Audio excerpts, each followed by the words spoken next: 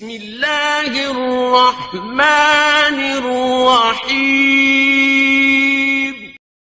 اللہ کے نام سے شروع جو نہایت مہربان رحم والا۔ آپ تمام ناظرین کو ہمارے چینل تعلیمات فقہ نیوز میں خوش آمدید۔ ویڈیو دیکھنے سے پہلے آپ سے درخواست ہے کہ آپ ہمارے چینل کو لائک کر کے سبسکرائب کریں اور ساتھ دیے گئے بیل آئیکن کو کلک کریں تاکہ آپ کو اسلامی معلومات سے آگاہی حاصل ہو سکے۔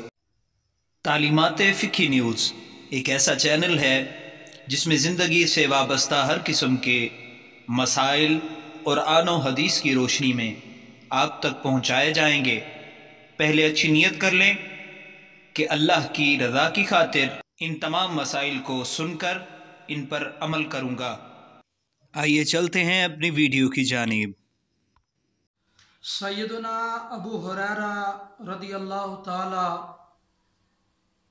عنہ سے امام بخاری نے صحیح بخاری کے اندر اور امام مسلم نے صحیح مسلم کے اندر اور امام احمد بن حنبل نے اپنی مسند کے اندر اور امام دارمی نے سنن دارمی کے اندر اس حدیث کو روایت کیا کہ سرکار دو عالم صلی اللہ تعالی علیہ وآلہ وسلم نے ارشاد فرمایا، جب کوئی بندہ خواب کے اندر ڈر جائے تو بائیں جانب 3 بار تھوکنے کے بعد